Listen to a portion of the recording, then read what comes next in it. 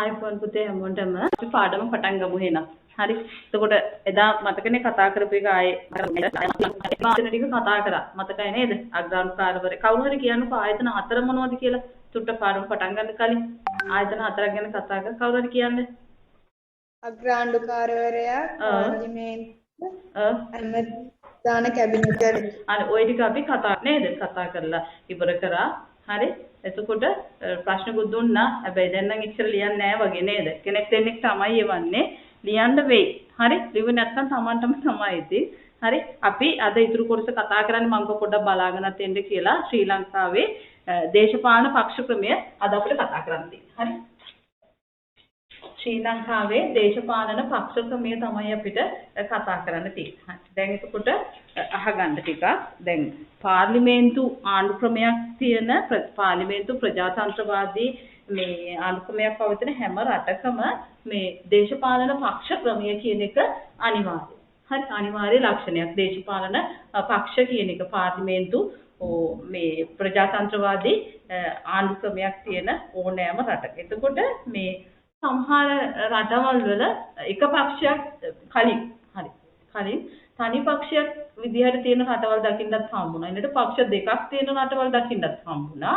තවත් වෙලාවකට පක්ෂ ගණනාවක් තියෙන පාර්ලිමේන්තු ක්‍රමයකුත් දකින්න හම්බුණා. එතකොට මේ ඔය එංගලන්තේ ඇමරිකාව වගේ රටවල් වල ඉස්සර කලින් දකින්න හම්බුනේ පක්ෂ දෙකක් විතරයි. එතකොට පක්ෂ දෙකක් දකින්න හම්බෙන හින්දා ඒ රටවල් වල ක්‍රියාත්මක වෙන ක්‍රමය ද්විපක්ෂ ක්‍රමය කියලා හැඳින්වෙනවා. හරි. ද්විපක්ෂ ක්‍රමය. ඊළඟට දැන් ඔය ප්‍රංශය, ජර්මනිය වගේ යුරෝපා රටවල් වලයි ශ්‍රී ලංකාව, ඉන්දියාව වගේ ආසියාතික රටවල් වලයි පක්ෂ රාශියක් දක්නට හම්බුණා. ඒ හින්දා බහුපක්ෂ ක්‍රමය කියලා හැඳින්වෙනවා. බහුපක්ෂ ක්‍රමය. ඔය විදිහට තිබ්බා. ද්විපක්ෂ ක්‍රමයක් තිබ්බ රටවලුත් තිබුණා. බහුපක්ෂ ක්‍රමයක් තිබ්බ රටවලුත් තිබ්බා. දැන් මේ මොනවා වුණත් මේ දේශපාලන පක්ෂ නිසා මේ ඒ පක්ෂයේ ප්‍රතිපත්ති මහජනතාවට අරයි යන්න පුළුවන්. දැන් අපි දන්නවා ඡන්ද කාලෙට අපි දන්නවා මේ පක්ෂයේ ප්‍රතිපත්ති මහජනතාවට අරයි යන එක එක පක්ෂය නේද? එතකොට මේ මහජනතාවට අරයි යන්න පහසු වෙලා තියෙනවා. ඊළඟට මේ දේශපාලඥයෝ ඡන්දදායකයෝ අතර සම්බන්ධතාවය ගොඩනගන්නත් මේ පක්ෂ ක්‍රමය ඉවහල් වෙලා තියෙනවානේ. ඒක සක්‍රීයව දේශපාලඥයෝ ඡන්දදායකයෝ එක එක පක්ෂ වලට බෙදිලා කටයුතු කරලා මැතිවරණ තියලා ජයග්‍රහණ කරලා ඒ වගේ දකින්න හම්බ වෙනවා. එතකොට මේ ක්‍රමය 1947 වෙනකම්ම මේ පක්ෂ ක්‍රමය එච්චර සැලකිල්ලට ගත්තේ නැහැ. හරි 1947 වෙනකම්. හැබැයි 1947 අපි දන්න පළමු පාර්ලිමේන්තු මැතිවරණේ සෝල්බරි ආණ්ඩු ක්‍රමය යටතේ අපි කතා කරා. එතකොට ඒකේ ඔයාලා පහුගිය පාඩමේ කොටසේ තිබුණා පක්ෂ ගණනාවක් තිබුණා. ඒකත් අපි දැක්කා නේ.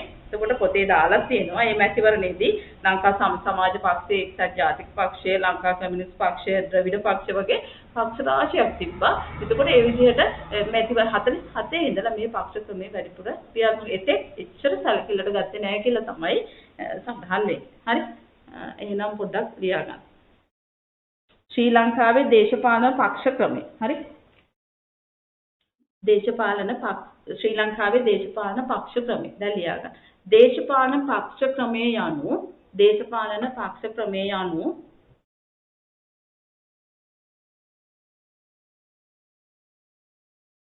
දේශපාලන පක්ෂ ක්‍රමයේ යනු පාර්ලිමේන්තු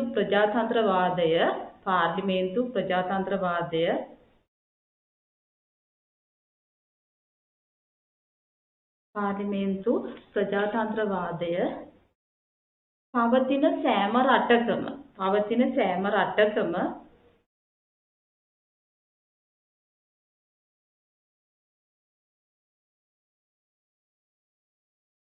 දැකිය හැකි අනිවාර්ය ලක්ෂණයකි.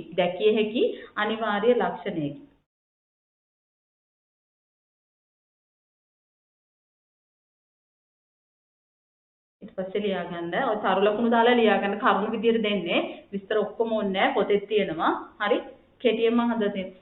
ප්‍රබල දේශපාලන දෙකක් පැවතීම, ප්‍රබල දේශපාලන පක්ෂ දෙකක් පැවතීම ද්විපක්ෂ ක්‍රමය ලෙස හැඳින්වේ. ද්විපක්ෂ ක්‍රමය ලෙස හැඳින්වේ. ප්‍රබල දේශපාලන පක්ෂ දෙකක් පැවතීම ද්විපක්ෂ ක්‍රමය ලෙස හැඳින්වේ.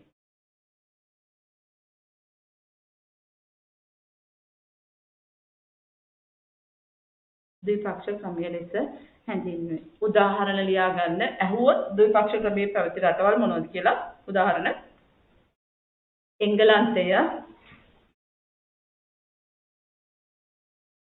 එංගලන්තය, ඇමරිකාව, වැනි රටවල මුල් කාලයේ දැකිය හැකි වූයේ ද්විපක්ෂ ක්‍රමයයි.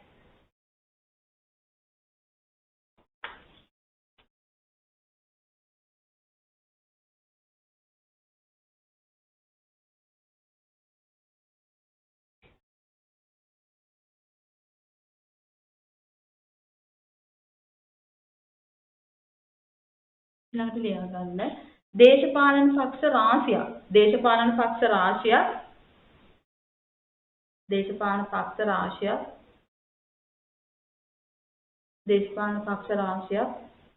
දක්නට ලැබීම බහුපක්ෂ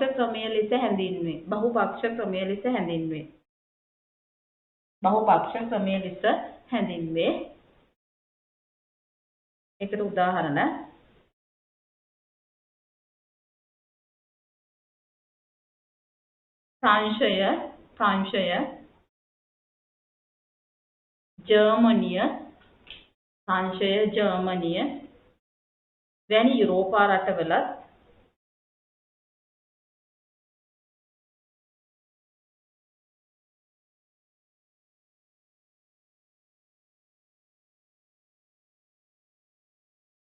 ප්‍රංශය, ජර්මනිය වැනි යුරෝපා රටවලත් ඉන්දියාව, ශ්‍රී ලංකාව වැනි ආසියාතික රටවලත් මෙම ක්‍රමය දක්නට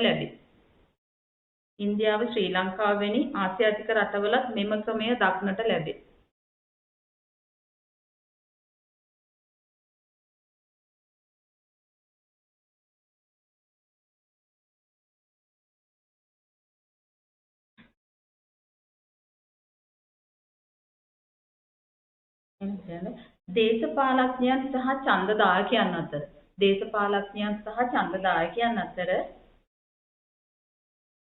දේශපාලඥයන් සහ ඡන්දදායකයන් අතර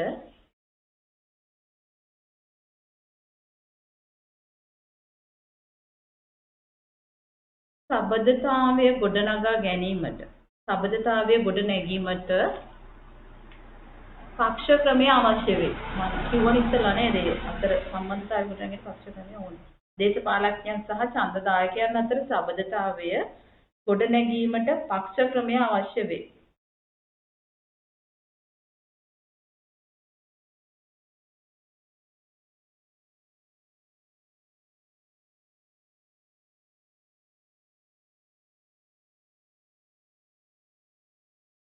දැන් තව එකක් ලියා ගන්න. තව ලකුණක් දාලා මෙරට මැතිවරණයකදී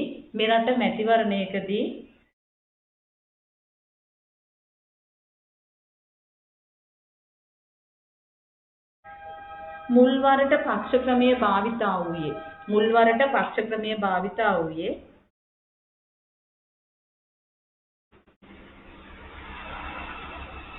1947 පාර්ලිමේන්තු මැතිවරණයේදී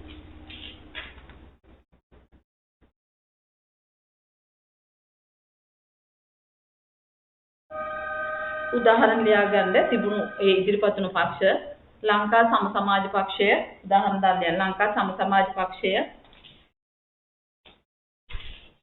එක්සත් ජාතික පක්ෂය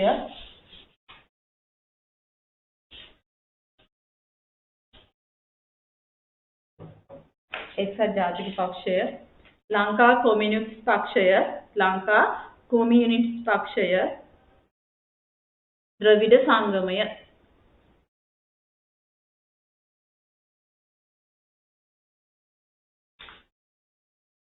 ඔය පක්ෂ ටිකම සම්බන්ධ වුණා 1947 පාර්ලිමේන්තු මැතිවරණයට. කවුරු හරි කියන්නේ එහෙනම් 47 පාර්ලිමේන්තු මැතිවරණයෙන් ජයග්‍රහණය කරපු පක්ෂයයි කවුද පත්වෙච්ච අගමැති කියලා. කවුරුද කෙනෙක්මනි කියන්නේ? පක්ෂයයි ඩී.එස්. සේනානායක මහතා. ඔව් එක්සත් ජාතික පක්ෂය තමයි ජයග්‍රහණය කරේ වැඩි ආසන සංඛ්‍යාවක් දිනාගෙන ඩී.එස්. සේනානායක මහත්තයා තමයි අගමැති බවට පත් වුනේ. හරි. එතකොට දැන් මේ පක්ෂ 47 මැතිවරණයට ඉදිරිපත් වුණා. එතකොට මේ පැරණිතම දේශපාලන පක්ෂය ලංකා සමසමාජ පක්ෂය. හරි.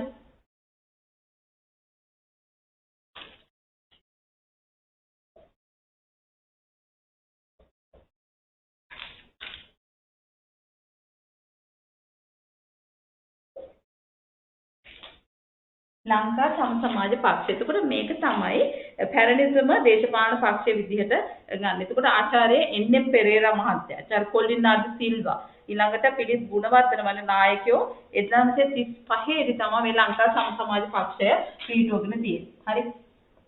1935 දී ඔය කියපු ආචාර්ය එන්.එම්. පෙරේරා, කොල්ලින්නාද සිල්වා ඒ වගේ අය එකතු වෙලා හරි. එතකොට පිළිස් ගුණවර්ධන වගේ අය එකතු වෙලා මේ ලංකා සමසමාජ පක්ෂය පිහිටුවගෙන තියෙනවා.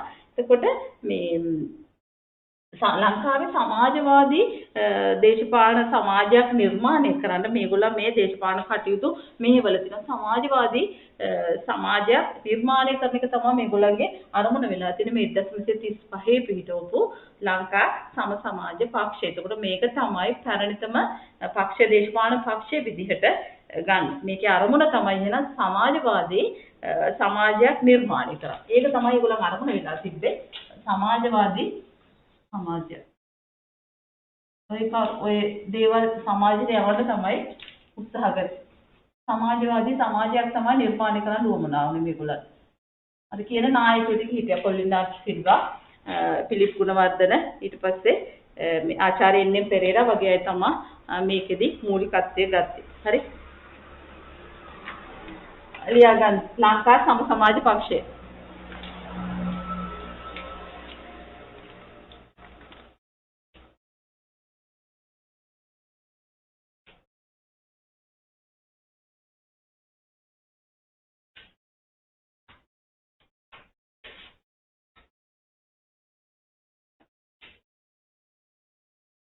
මෙරට වඩාත් පැරණිතම දේශපාලන පක්ෂය වේ. මෙරට වඩාත් පැරණිතම දේශපාලන පක්ෂය වේ.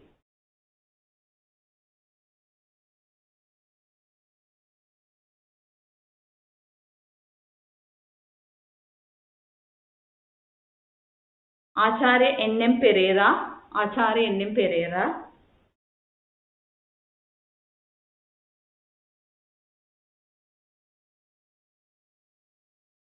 ආචාර්ය කොල්වින්නාද සිල්වා, පිලිප් ගුණවර්ධන. මතක තියාගන්න නම් ටික. කොල්වින්නාද සිල්වා, පිලිප් ගුණවර්ධන වැනි නායකයන් 1935 දී ලංකා සමසමාජ පක්ෂය පිහිටුවා ගත්තා. ලංකා සමසමාජ පක්ෂය පිහිටුවා ගත්තා.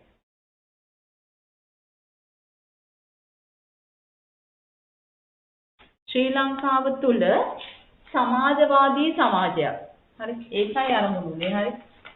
සමාජවාදී සමාජයක්. ශ්‍රී ලංකාව තුල සමාජවාදී සමාජයක් නිර්මාණය කිරීම සඳහා ශ්‍රී ලංකාව තුල සමාජවාදී සමාජයක් නිර්මාණය කිරීම සඳහා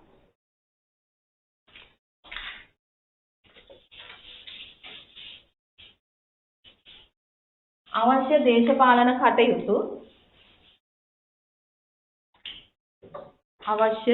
දේශපාලන කටයුතු මෙහෙයවීම සමසමාජ පක්ෂය පිහිටුවීමේ අරමුණ විය. සමසමාජ පක්ෂය පිහිටුවීමේ අරමුණ විය. ටීචර් ඒකේ අවශ්‍ය දේශපාලන එදිරිනා කියන්න පුළුවන්. අවශ්‍ය දේශපාලන කටයුතු මෙහෙයවීම සමසමාජ පක්ෂය පිහිටුවීමේ අරමුණ විය. හරි. එතකොට දැන් ඔය දේශපාලන පක්ෂ ක්‍රමයේ සම සමාජ පක්ෂය චුට්ටක් මේ කරුණු මම අපව සාරාංශ කළා කියන්නේ මතක තියාගන්න පැරණිතම දකින්න හම්බෙන පැරණිතම දේශපාලන පක්ෂයක් ඊළඟට හිටපු කට්ටිය තමයි පුරෝගාමී නායකයන් පොල්විනාඩ් සිල්වා එන්.එම්. පෙරේරා පිලිප් ගුණවර්ධන වගේ අය. ඊළඟට මේගොල්ලන්ගේ අරමුණ උනේ සමාජවාදී සමාජයක් නිර්මාණය කරන එක ලංකාවේ. ඒක තමයි මේ දේ තමයි සමාජයට අරයි යන්න මේගොල්ලන් උත්සාහ කරේ. එතකොට පිහිටපු වර්ෂය තමයි 1935 වර්ෂය. ওই කරුණු ටිකයි උතන තියෙන්නේ. තේරුණාද? තේරුණාද?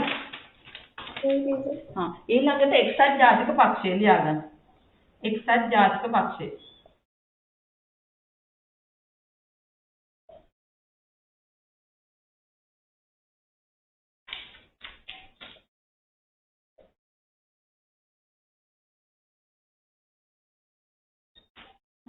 එක්සත් ජාතික පක්ෂය. එතකොට මේ 1946 තමයි 1946 ඩී.එස්. සේනානායක මහත්තයාගේ තමයි මේක පිළිතුරු.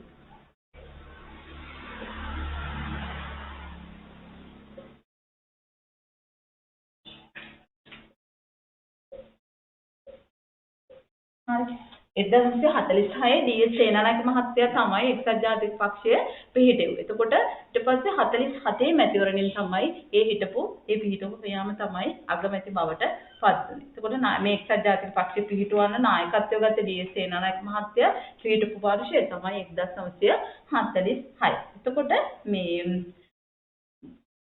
ලංකා ජාතික සංගමයයි ඊළඟට SWRD බණ්ඩාරනායක මහත්තයා. හරි පස්සේ දැන් එයා ගැන කතා කරන්න වෙනවා. එයා පිහිටුවගෙන තිබුණු සිංහල මහා සභාව. ඒ වගේ සමාජිකයොත් එක්ක එකතු වෙලා මේ එක්සත් ජාතික පක්ෂයට එකතු වෙලා ශක්තිමත් දේශපාලන පක්ෂයක් විදිහට තමයි මේක ක්‍රියාත්මක වුනේ. ඒ කියන්නේ වෙනත් පක්ෂ බලයක් හිටියා. ලංකා ජාතික සංගමය නේද? ඊළඟට මම ඔය කියපු SWRD බණ්ඩාරනායක මහත්තයාගේ එයා පිහිටුවගෙන තිබු සිංහල මහා සභාව. හරි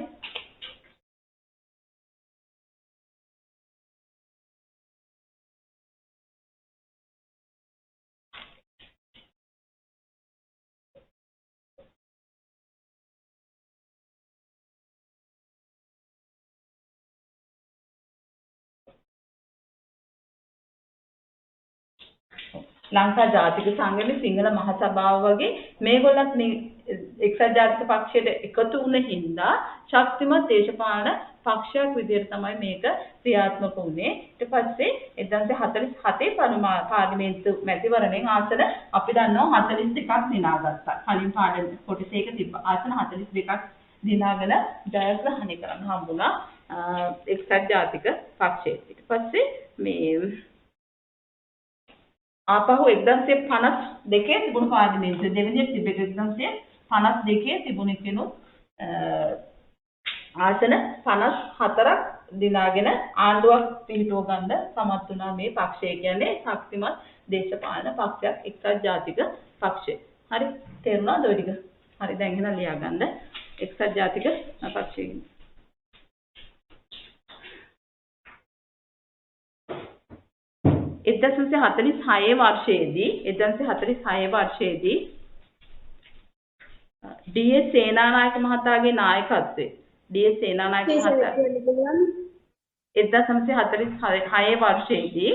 1946 වර්ෂයේදී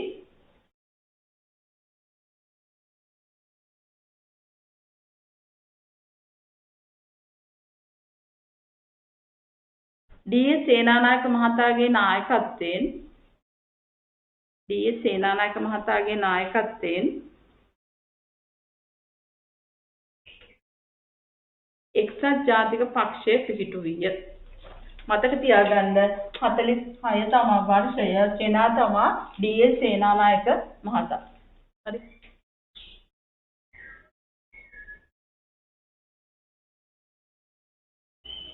ලංකා ජාතික සංගමය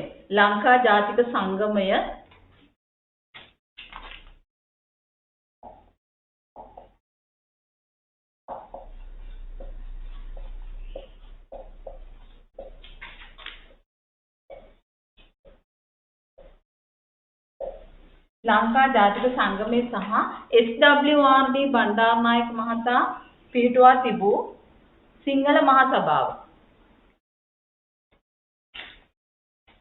ලංකා ජාතික සංගමය සහ SWRD බණ්ඩාරනායක මහතා පිහිටුවා තිබූ සිංහල මහසභාවේ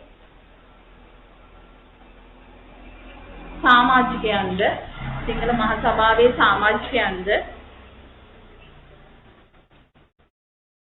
එක්සත් ජාතික පක්ෂයට එකතු වීමෙන්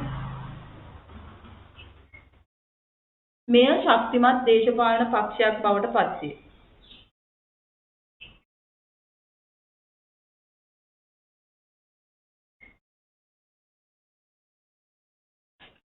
මේ ශක්තිමත් දේශපාලන පක්ෂයේ පිටවීමෙන් එක්සත් ජාතික පක්ෂ සිංහල මහසභාවේ සමාජිකයෝද එක්සත් ජාතික පක්ෂයට එකතු වීමෙන් මෙය ශක්තිමත් දේශපාලන පක්ෂයක් බවට පත්විය.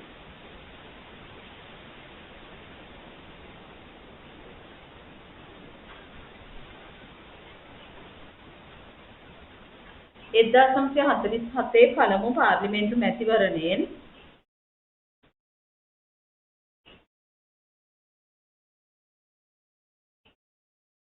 ආසන 42ක් ලබාගෙන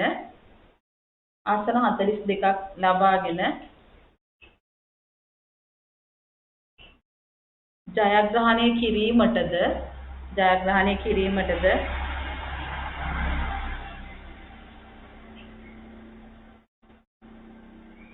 1952 දෙවැනි පාර්ලිමේන්තු මැතිවරණයෙන්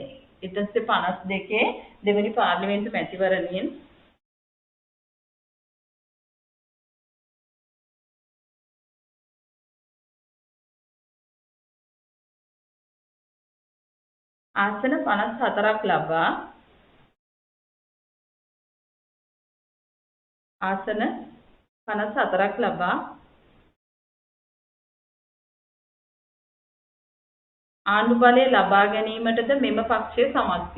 ආණ්ඩු බලය ලබා ගැනීමටද මෙම පක්ෂය සමත් විය.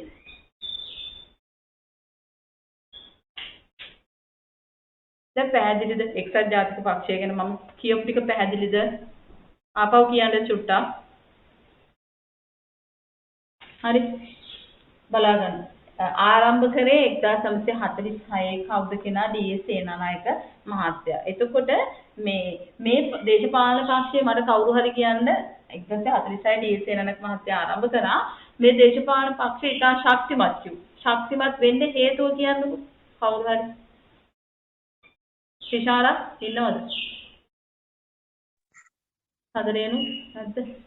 SWRD බණ්ඩාරනායක මහතා සිංහල මහසභාවේ සමාජිකය එක්සත් ජාතික පක්ෂයේ පිහිටවීම. ඔව් මෙහෙමයි මේ සිංහල මහසභාව කියන එක පිහිටුවගෙන තිබ්බේ SWRD බණ්ඩාරනායක මහත්තයා නේද? එතකොට ඒගොල්ලත් එකතු වුණා මේ ඩී.එස්. සේනානායක මහත්තයාගේ එක්සත් ජාතික පක්ෂයට. ඊළඟට ලංකා ජාතික සංගමය ඒකත් එකතු වුණා මේ ඩී.එස්. සේනානායක මහත්තයාගේ මේ පක්ෂයට එක්සත් ඒ හින්දා පක්ෂය හරි ශක්තිමත්. හරි ওই ශක්තිමත් භාවයත් එක්කම කොහොම හරි 47 තිබුණු මැතිවරණයෙන් 1947 මැතිවරණුත් ජයග්‍රහණය කළා.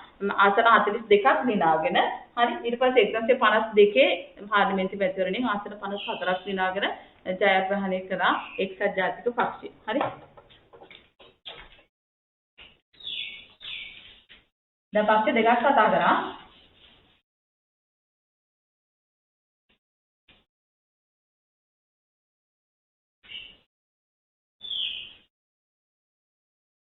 වරුණි ඉන්නවද? වරුණි ඉන්නවා ටීචර්. තේරුණාද පුතේ?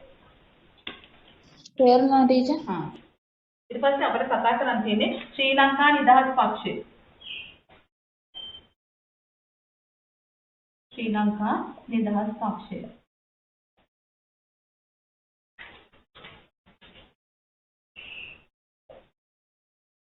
හොඳට මතක තියාගන්න. හරි සමාජ පක්ෂයේ කීප දෙනෙක් එකතු වෙලා පිටුව ගත්තා. දැන් අපි කතා කරපු දේවල් එක්සත් ජාතික පක්ෂයේ ඩී.එස්. සේනානායක මහත්තයා. ඊළඟට අපිට කතා කරන්න තියෙන්නේ ශ්‍රී ලංකා නිදහස් පක්ෂය. එතකොට මේක පිටුව ගත්තේ දැන් SWRD බණ්ඩාරනායක මහත්තයා. දැන් අපි කලින් කිව්වනේ සිංහල මහා සභාව කියලා එකක් පිටුවගෙන ඒකේ සමාජිකත් එක්ක එයා හිටියේ එක්සත් ජාතික පක්ෂයේ. නේද? එතකොට SWRD බණ්ඩාරනායක මහත්තයා එක්සත් ජාතික පක්ෂයෙන් ඉවත් වෙලා 1951 ශ්‍රී ලංකා නිදහස් පක්ෂය පිහිටුවා. 1951. හරි. 1951 SWRD බණ්ඩාරනායක මහත්තයා තමයි එතකොට මේක පිහිටුවේ.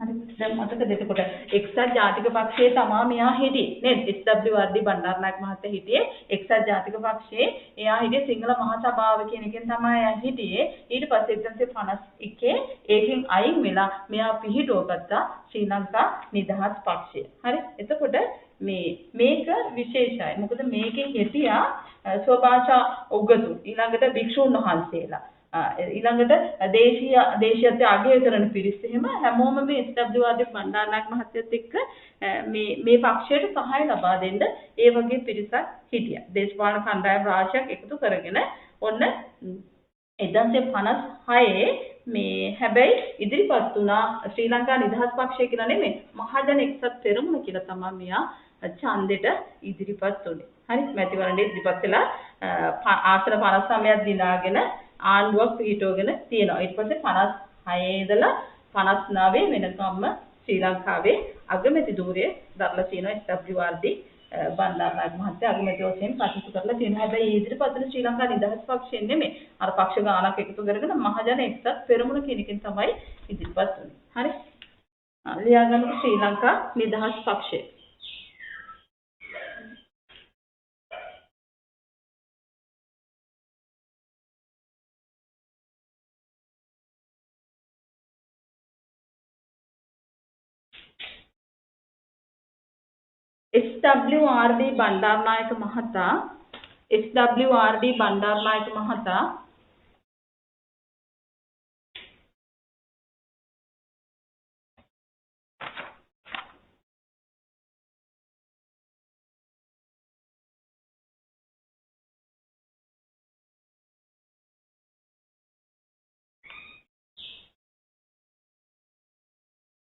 SWRD බණ්ඩාරනායක මහතා එක්සත් ජාතික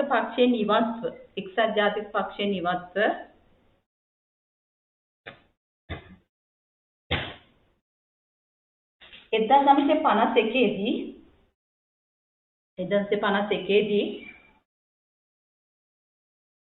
ශ්‍රී ලංකා නිදහස් පක්ෂය පිහිටුවිය.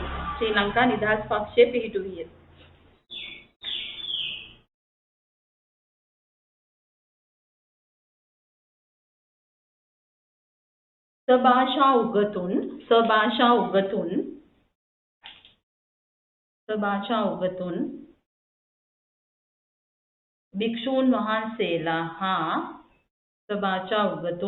භික්ෂූන් වහන්සේලා හා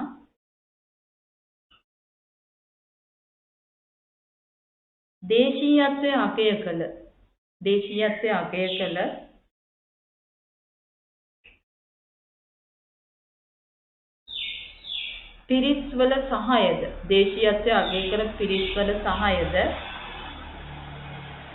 මෙම පක්ෂයට ලැබුණි.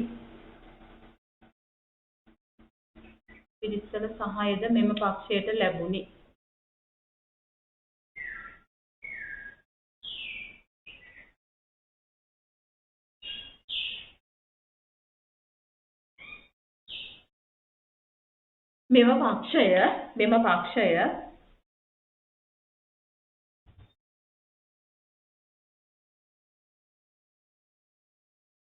තවත්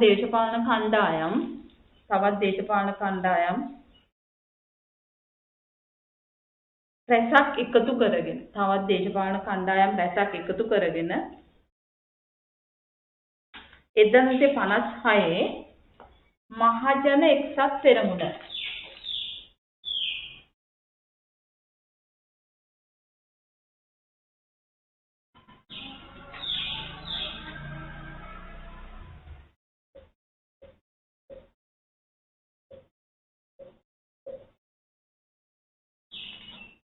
මහජන එක්සත් පෙරමුණ. එතනසේ 56 මහජන එක්සත් පෙරමුණ නමින් මැතිවරණයකට ඉදිරිපත් වී ඇත. නමින් මැතිවරණයට ඉදිරිපත් වී ඇත.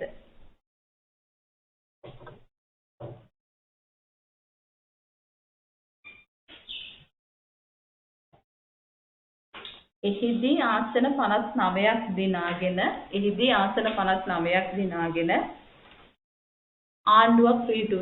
ආණ්ඩුවක් පිහිටුවිය.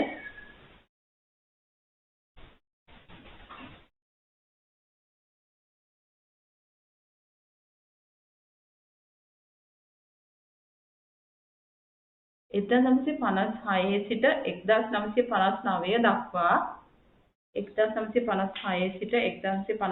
දක්වා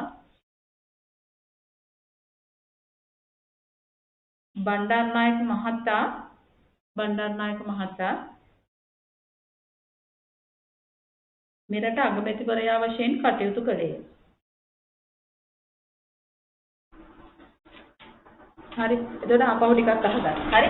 දැන් ශ්‍රී ලංකා නිදහස් පක්ෂය ගැන අපි ඔය කතා කරේ. එතකොට 1951 මේ එක්සත් ජාතික පක්ෂයේ මේ වෙනකොට හිටියේ SWRD බණ්ඩාරනායක මහත්තයා. එක්සත් ජාතික පක්ෂයෙන් අයින් වෙලා 1951 SWRD බණ්ඩාරනායක මහත්තයා ශ්‍රී ලංකා නිදහස් පක්ෂය පිහිටුවා. එතකොට මේකට සහාය දුන්න ගොඩක් පිරිසක් හිටියා. සභාෂා උපතුන් වික්ෂුන් වහන්සේලා ඒ දේශීයත්වය අගය කරපු පිරිස් හැමෝම බණ්ඩාරනායක මහත්තයාගේ මේ පක්ෂයට සහයෝගය දුන්නා. එතකොට ඒ දේශපාලන කණ්ඩායම් රාශියක් එකතු කරගෙන එයා මැතිවරණයකට මුහුණ දුන්නා 1956. හැබැයි ශ්‍රී ලංකා නිදහස් පක්ෂය කියලා නෙමෙයි. ඒ මුහුණ දුන්නේ මහජන එක්සත් පෙරමුණ කියලා. මහජන එක්සත් පෙරමුණ කියලා මේ කණ්ඩායමට ඔක්කොම එකතු කරගෙන ඡන්දෙට මේ මැතිවරණයට මුහුණ දීලා එයා මොකද උනේ ආසන 59ක් දිනාගෙන මේ ආණ්ඩුවක් පිහිටෙවුවා. එතකොට 56 නේ ඔය. එතකොට 56 ඉඳලා 59 දක්වා අගමැති ධූරය දරලා තියෙන්නේ SWRD බණ්ඩාරනායක මහත්තයා. එතකොට ඒ මැතිවරණයට ඉදිරිපත් වෙලා තියෙන හැබැයි අපි දැන් මේ කතා කරන්නේ නිදහස් පක්ෂය කියලා නෙමෙයි ඉදිරිපත් වෙලා තියෙන්නේ මහජන එක්සත් පෙරමුණ කියලා. ඉස්සලා පිහිටව ගත්තේ නිදහස් පක්ෂය තමයි. එතකොට කට්ටිය ගොඩක් මේකට එකතු වුණා. ඒ එකතු කරගෙන මහජන එක්සත් පෙරමුණ කියලා තමයි යා මැතිවරණයට ඉදිරිපත් කරලා තියෙන්නේ. එතකොට 51 ඉඳලා 59 දක්වා බණ්ඩාරනායක මහත්තයා තමයි අගමැතිවරයා වශයෙන් කටයුතු කරලා තියෙන්නේ. හරි.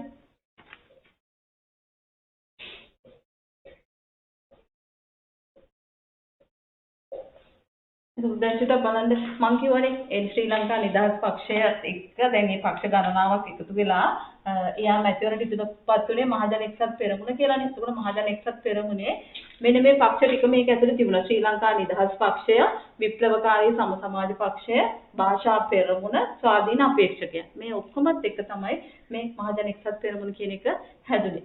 පේනවද මේක? පේනවද මේක? මේක ලියා ගන්නකෝ එන. මේක ලියා ගන්න උදේ.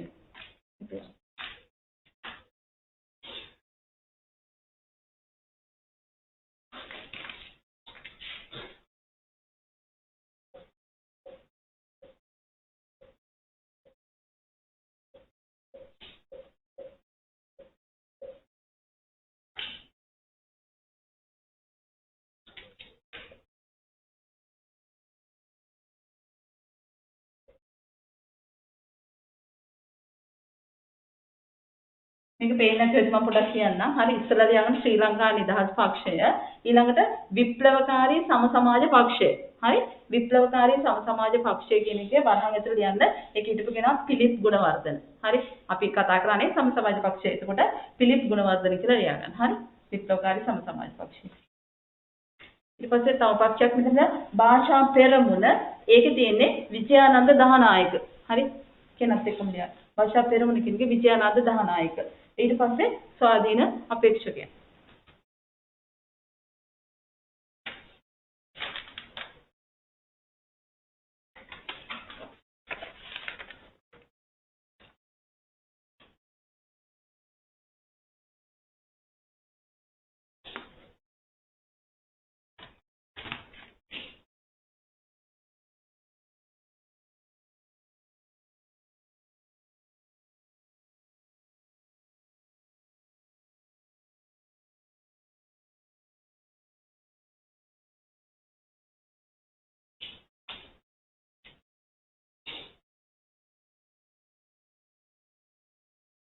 ඉවරද ලියාගෙන?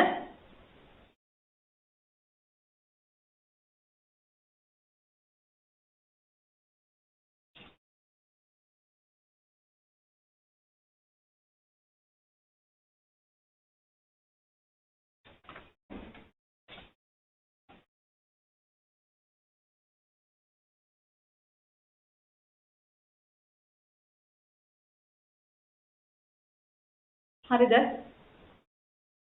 මකන්නද?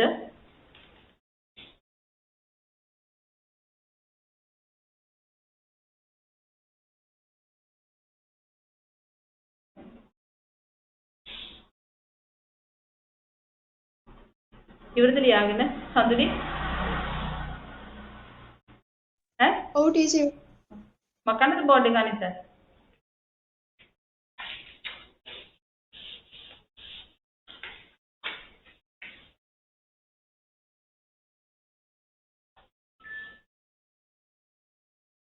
හරි එතකොට බලන්නකො එහෙනම් ඊට පස්සේ කිව්ව නේද 52 ඉඳලා මේ 56 වෙනකම්ම හිටිය කිව්වේ මේ SWRD බණ්ඩාරනායක මහත්තයා තමයි මේ 56 ඉඳලා 59 දක්වා අගමැති ධූරය දැරුවේ නේද? ඒක 56 ඉඳලා 59 වෙනකම් එතුමා දැරුවා. ওই මහජන එක්සත් පෙරමුණ දැන් ලියාගත්තානේ. හිටපු පක්ෂ ගානක් තිබ්බනේ. එතකොට බලන්නකො දැන් එතුන් මුලින් ඉඳන් ආපු විදිහ අගමැතිවරු 47 හරි 147 ඉස්සෙල්ලා මැතිවරණේ තිබ්බේ. එතකොට 47 ඩී.එස්. සේනානායක මහත්තයා තමයි පත් උනේ. ආපහු ඔය මුලින් ඉඳලා බලන්න පොඩ්ඩක්. ඩී.එස්. සේනානායක 47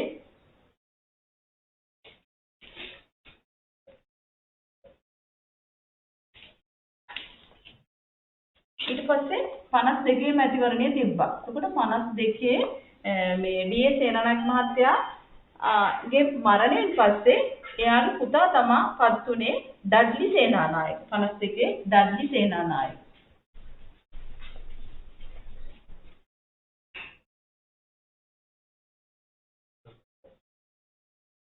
ඩී.එස්. සේනානායක මහත්තයාගේ පුතා. ඊට පස්සේ ඒ කියන්නේ ඔය එයාගේ මරණයට පස්සේ ඒ පක්ෂය නම් කරා එයාගේ පුතා ඩඩ්ලි සේනානායක. පස්සේ මේ 52ෙම තමයි ආපහු 52 මැතිවරණයක් තිබ්බා.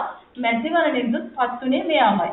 එක්සත් ජාතික පක්ෂේ ඩඩ්ලි සේනානායකමයි පත් උනේ. හරි එතකොට මෙයා දෙවරක් අගමැති වෙලා තියෙනවා. ඩී.එස්. සේනානායක මහත්තයාගේ පුතා ඩඩ්ලි සේනානායක. හරි මැතිවරණයෙන් තමයි යා අපත් උනේ 52 අගමැති විදිහට. ඊට පස්සේ හැබැයි ඔය 53 වෙනකොට 52 එහෙම පත් වුණාට පස්සේ 53 වෙනකොට හර්තාල් ව්‍යාපාරයක් කරන් ගියා. හාල් මිල එහෙම වැඩි වුණා. හරි. එතකොට ඒ වැඩි වුණු බඩු මිලත් එක්ක හර්තාල් ව්‍යාපාරයක් කරන් ගියාට පස්සේ මොකද කරේ? ඩඩ්ලි සේනානායක මහත්තයා ඉල්ලලා අස්සුණා. හරි. ඩඩ්ලි සේනානායක මහත්තයා ඉල්ලලා අස්සුණාට පස්සේ ඒ වෙනකොට එක්සත් ජාතික පක්ෂයේ ජ්‍යෙෂ්ඨ සමාජිකයෙක් විදිහට හිටියේ මේ සර් ජෝන් කොතලාවල. එතකොට ජෝන් කොතලාවල මහත්තයා ඔන්න ඊට පස්සේ අගමැති වශයෙන් පත් වුණා. හරි ජෝන් කොතලාවල මෙයා ඉල්ල අස්සුනාට පස්සේ 53 ඉඳලා අස්සුනාට පස්සේ ඔන්න ජෝන් කොතලාවල පත් වුණා. හැබැයි මැතිවරණයකින් නෙමෙයි ජ්‍යෙෂ්ඨ සමාජිකයෙක්ින්ද එයාව පත් කරා. හරි ඊට පස්සේ මේ ආපහු ඔන්න 56 මැතිවරණේ මම ඔය ටික කෙටියෙන් කිව්වා. 56 මැතිවරණයෙන් කවුද ආවේ කියලා දන්නවා. කවුරුද කියන්නේ 56 මැතිවරණයෙන් කවුද පත් උනේ? DL ඔව් කියන්නේ කවුරු හරි? SWRD බණ්ඩාරනායක මහත්තයා. SWRD බණ්ඩාරනායක මහත්තයා නේද 56 ඉඳලා පුතේ කවද වෙනකන්ද? 59 වෙනකම් හිටියා නේ. එතකොට SWRD බණ්ඩාරනායක තමයි පත් උනේ.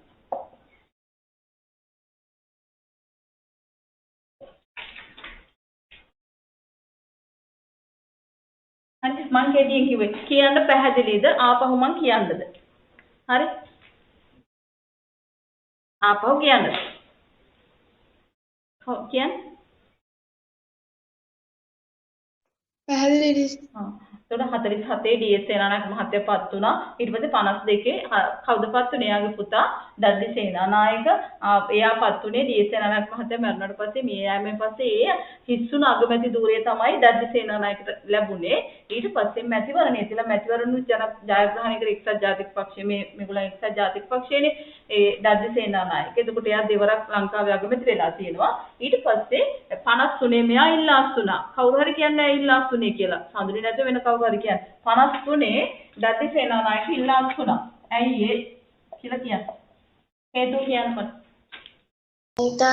හර්තාල් ව්‍යාපාරයක් නේ සහල් මිල වැඩි වුණ හින්දා හර්තාල් ව්‍යාපාරයක් අරන් ගියා. ඒ නිසා 53 එයා ආයෙුණාට පස්සේ පත් වුණ ජෝන් කොතලාවල කවුරු හරි කියන්නේ ජෝන් කොතලාවල පත් උනේ කොහොමද? ඇයි ජෝන් කොතලාවල එතන පත් කරේ? මෙයා ඉල්ලස් වුණාට පස්සේ. කවුරු හරි කියන්නේ? ජේෂ්ඨ සමාජිකයෙක් නේද? ඒ පක්ෂයේ හිටපු එක්සත් ජාතික පෞහාරි එක්සත් ජාතික පක්ෂයේ හිටපු ජේෂ්ඨ සමාජිකයෙක් වුණ හින්දා ජෝන් කොතලාවල පත් කරා. හැබැයි පස්සේ 1956 මැතිවරණයෙන් SWRD බණ්ඩාරනායක මහත්තයා තමයි ජයග්‍රහණය කරේ. කියන්න මේ බණ්ඩාරනායක මහත්තයාගේ පක්ෂය කවුද කියලා දැන් උත්තර දුන්නේ නැති කවුරු හරි මට කියන්න. SWRD බණ්ඩාරනායක මහත්තයා 56 ජයග්‍රහණය කරේ. අපි කලින් කිව්වා මොකද්ද පක්ෂය කියලා. කියන්නේ මහජන එක්සත් පෙරමුණ. මහජන එක්සත් පෙරමුණ. කවුද උත්තර කිව්වේ? වරුණි. හරි මහජන එක්සත් පෙරමුණ. එහෙනම් තව කවුරු හරි කියන්න පුතේ මේ මහජන එක්සත් පෙරමුණ ඇතුලේ පක්ෂ ගණනාවක් තිබුණා. මට එකක් දෙකක් කවුරු හරි කියන්න. චාතුර්ය ඉන්නවද පුතා කියන්න? ඒ මහජන එක්සත් භාෂා පෙරමුණ ස්වාධීන කණ්ඩායම් විප්ලවකාරී සමාජ පක්ෂ ශ්‍රී ලංකා නිදහස්. ශ්‍රී ලංකා නිදහස්. ඒ පක්ෂ ගණනාවම මේ පක්ෂය ඇතුලේ තිබුණා නේද? මහජන එක්සත් පෙරමුණ ඇතුලේ. හරි. දැන් පැහැදිලිද පුතේ? ඔයාලා කියන්නකෝ දැන් පැහැදිලිද? මම තව තවත් පැහැදිලි කරේ මේ පක්ෂ ක්‍රමය ටිකක් ඔයාලට පැටලෙවත් කියලා. දැන් පැහැදිලිද? කියන්න කට්ටිය. පැහැදිලිද? ඒ ටිකක් දැන් ඔය අගමැතිවරු ටික අපි ලියාගමු. දැන් මේ ලියපු එක ඉච්චර පැහැදිලි නෑනේ. මම කියවන්නම් පිළිවෙල ලියාගන්න පල්ලෙහාට. ඒක හොඳට මේ කියන්නේ පැහැදිලිව ලියාගන්න පාඩම් කරගන්න. හරි?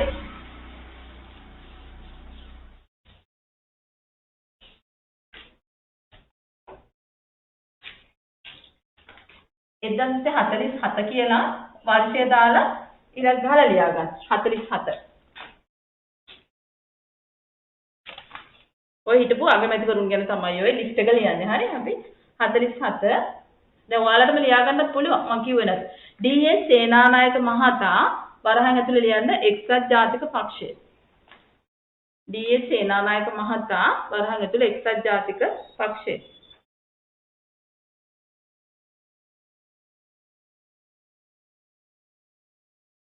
එක්සත් ජාතික පක්ෂය. ඊට පස්සේ 1952 ගන්නවා. ඩී.එස්. සේනානායක මහතාගේ මිය යාමෙන් පසු ඩී.එස්. සේනානායක මහතාගේ මිය යාමෙන් පසු ඩී.එස්. සේනානායක මහතාගේ මිය යාමෙන් පසු පුත් දඩ්ඩි සේනානායක මහතා පුත් දඩ්ලි සේනානායක මහතා 1952. ඒ ලියන්න එක්සත් ජාතික පක්ෂය. හරි. ඊට පස්සේ ආපහු 1952. ඇයි දැන් එයා නිකන්නේ තාත්තා මැරුණේ ඉන්නනේ පත් කරේ. ඊට පස්සේ මැතිවරණය. හරි. ආයෙත් 52 මැතිවරණයෙන් ඒක ඉස්සරහ ලියන්න. මැතිවරණයෙන්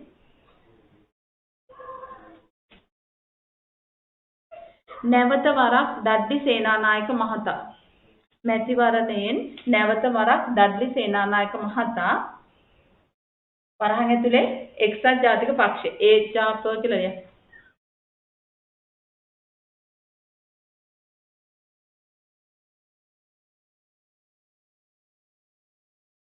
ඊට පස්සේ ලියන්න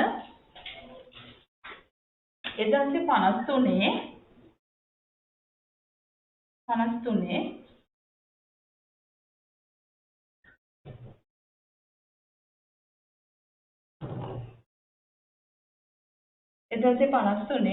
ඒක ඉස්සරහ ලියන්න හර්තාලයෙන් පසු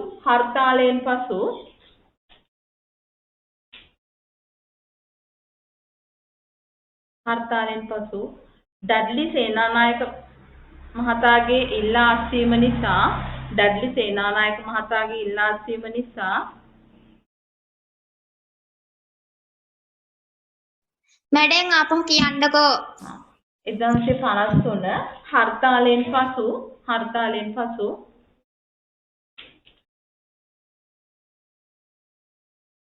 ඩඩ්ලි සේනානායක මහතාගේ ඉල්ලා අස්වීමෙන්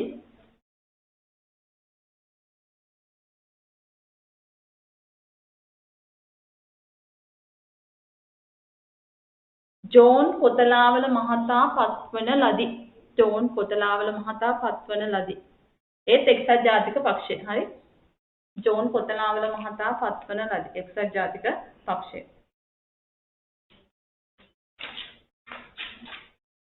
ඊට පස්සේ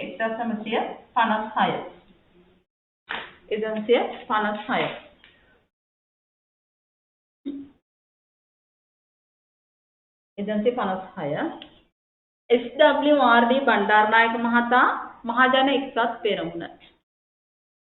SWRD බණ්ඩාරනායක මහතා මහජන එක්සත් පෙරමුණ.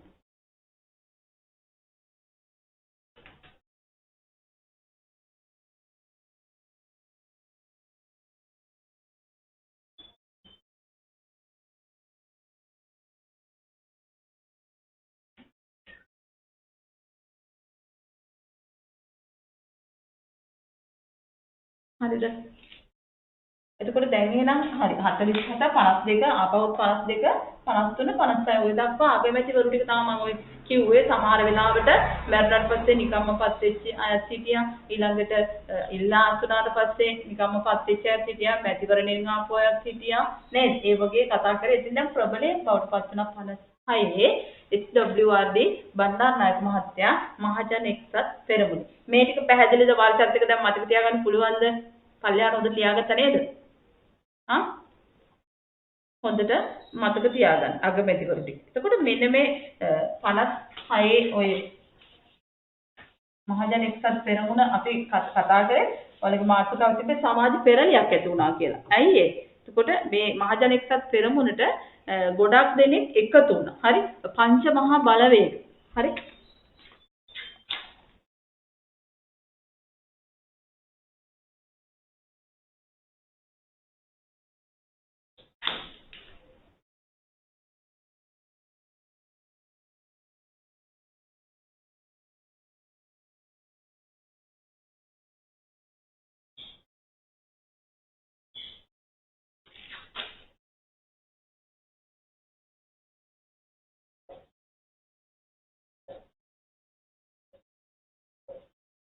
මෙන්න මේ සංඝ වෙද ගුරු ගෝවි කම්කම්.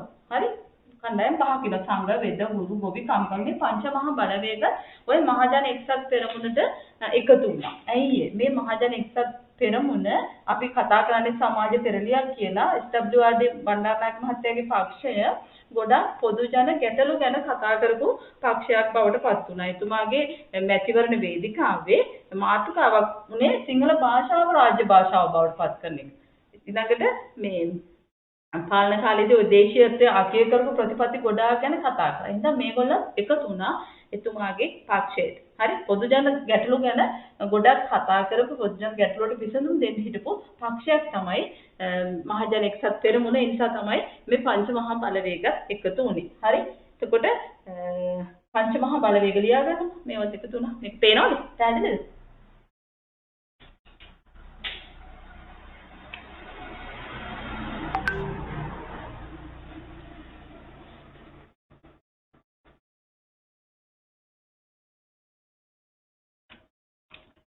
හරි චුට්ටක් දෙන ඉක්මනින් ලියා ගන්න.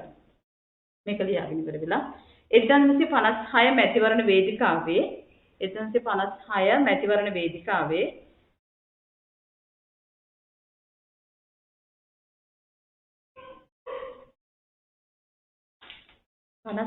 මැතිවරණ වේදිකාවේ ප්‍රධාන මාතෘකාවක් බවට පත් වූයේ සිංහල භාෂාව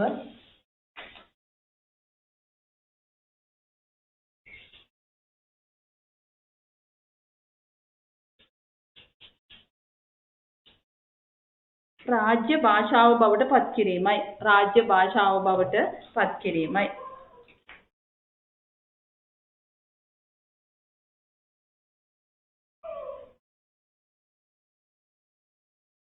SWRD බණ්ඩාරනායක මහතාගේ පාලන කාලයේදී SWRD බණ්ඩාරනායක මහතාගේ පාලන කාලයේදී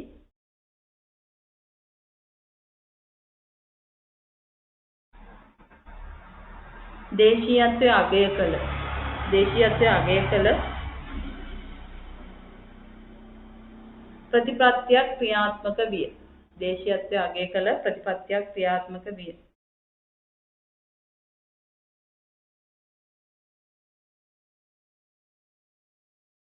දේශීයත්වය අගය කළ එතනද කියන්නකො දේශීයත්වය අගය කළ ප්‍රතිපත්තියක් ක්‍රියාත්මක විය. දේශීයත්වය අගය කළ ප්‍රතිපත්තියක් ක්‍රියාත්මක විය.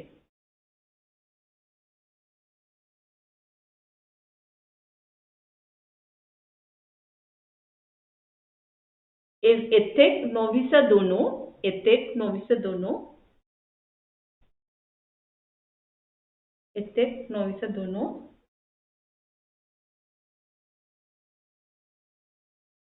පොදුජන ගැටලු කෙරෙහිද අවධානය යොමු කරන ලදී. පොදුජන ගැටලු කෙරෙහිද අවධානය යොමු කරන ලදී.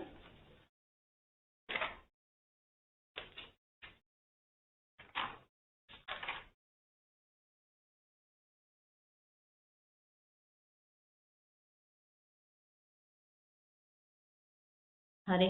එතකොට මොනවද මේ පක්ෂයෙන් කරේ මොනවද මේ ප්‍රතිපත්ති කියලාත් ඔන්න පොතේ තියෙනවා. මම ආයේ ඒ ටික දෙන්නේ නැහැ. ඊළඟට මේ 89 පිටුවේ ඒ ගැන තියෙනවා නිල් පාට කොටුව ඇතුලේ. ඒක ටිකක් බලාගන්න. හරි. ඒක ආපහු නැවත මේකට සටහන් ඕනේ නැහැ. ඒක කියවලා බලාගන්න. එතකොට එහෙනම් මොන දේශපාලන පක්ෂ ක්‍රමය ගැන අපි කතා කරලා ඉවරයි. ඊළඟ දවසේ කතා කරන්න තියෙන්නේ 72 ජනරජ ව්‍යවස්ථාව ගැන කතා කරන්න තියෙන්නේ 72යි 78 තමයි ඊළඟ කතා කරන්න තියෙන්නේ ඔය පාඩමේ. ඒ හින්දා ටිකක් බලා ගන්න. ඔය දුන්නේ කෙටි සටහනක්. හොඳට පාඩම් කරගන්න. ඊට පස්සේ මම ප්‍රශ්න දෙන්නම්. මේ හොඳට බලා ගන්න. පැහැදිලි නැති තැන් තියෙනවා නම් ගැටලු තැන් තියෙනවා නම් මේ WhatsApp එකට මට මැසේජ් එකක් එවන්න. මම කියලා දෙන්නම්. එහෙම හරි අහලා ඒවා निराකරණය කරගන්න. හරි. අදට එහෙනම් පාඩමක් මෙතනින් නතර කරමු. ඊළඟ දවසට ආයේ හම්බෙමු එහෙනම් හැමෝටම ආයිබෝවන්.